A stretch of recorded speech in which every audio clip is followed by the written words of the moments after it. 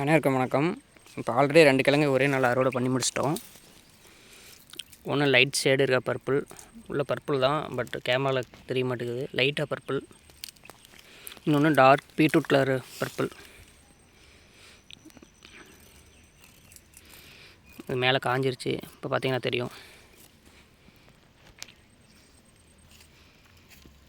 ஃபுல்லாக பீட்ரூட் கலர்லேயே இருக்குது.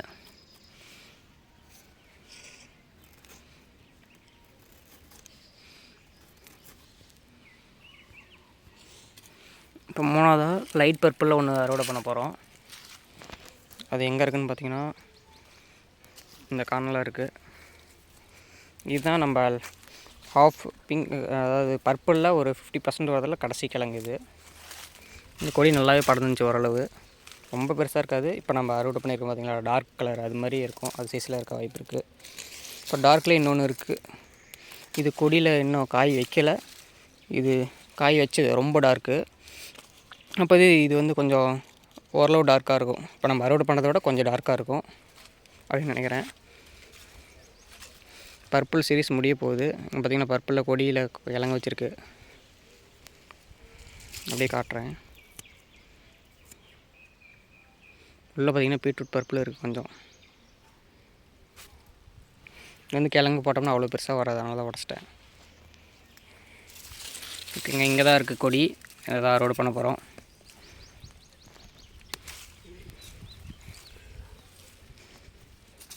ரொம்ப பெரிய கிழங்கா இருக்க வாய்ப்பு இல்லை. ஒரு 3-3.5 4 கிலோ இருக்கும். கொடி சைஸ் வச்சு சொல்கிறேன். ஒரு சிலர் வெட்டி பார்த்தா தான் தெரியும். பார்க்கலாம்.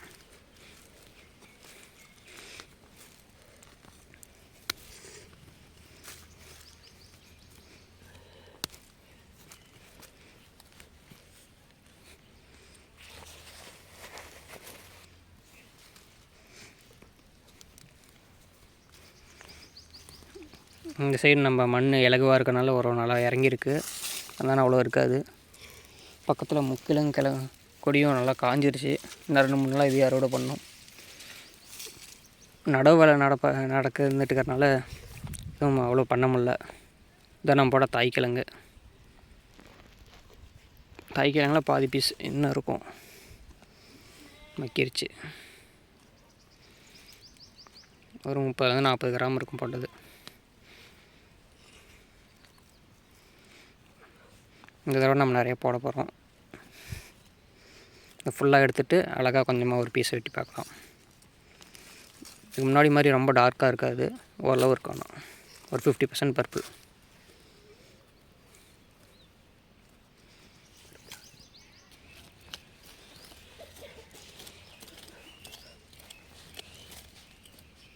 இந்த சைடு ஓரளவு இருக்குது. இங்கே ஒன்று இருக்குது. இங்கே ஒரு பீஸ் இருக்குது. இன்னும் இங்கே ஒன்று இருக்குது. அப்படியே ஒரு குத்தாக இறங்கியிருக்கு.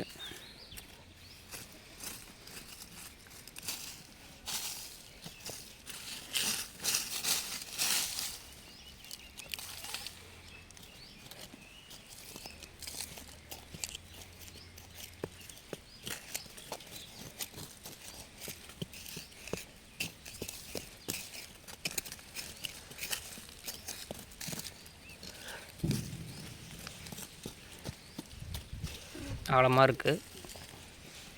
ஏதோ ஒரு கிழங்கு மட்டும் அடியில் ஆழமாக போகணுன்னு நினைக்கிறேன்.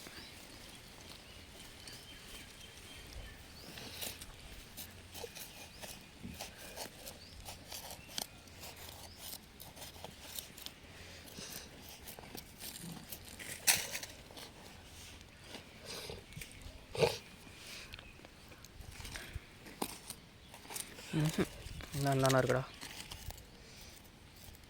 അങ്ങനെ ഉണ്ട്. അതായത്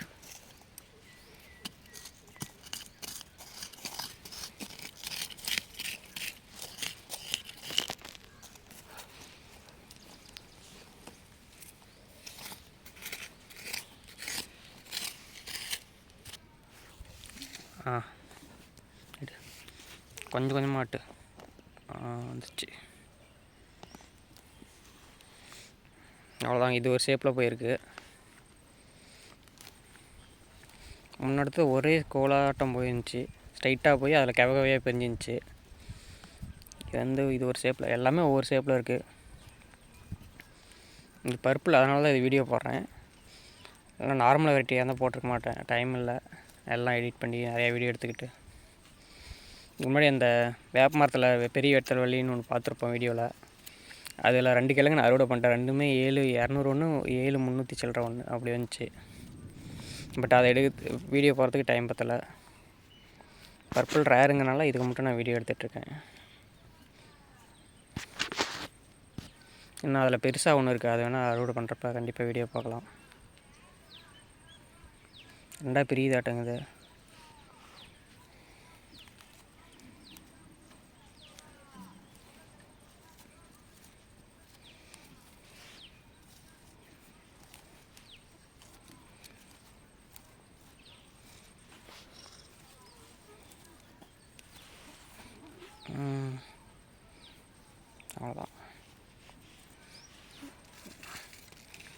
அவ்வளோதாங்க. இதை சின்னதாக வெட்டி பார்க்கலாம். எங்கடா வெட்டுறது?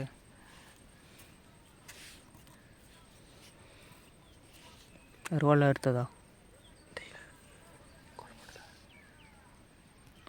இல்லாத டபுள்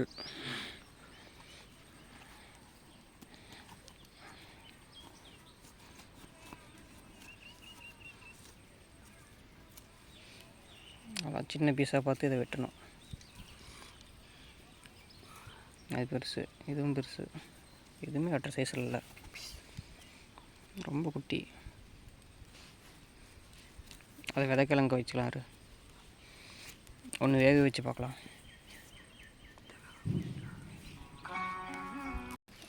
அவ்வளோதாங்க, அறுவடை பண்ணி முடிச்சாச்சு. லைட்டாக கொஞ்சம் வெட்டி பார்க்கலாம். இது எத்தனை கிலோ இருக்குங்கிறது தம்ப்நெயிலே போட்டுறேன்.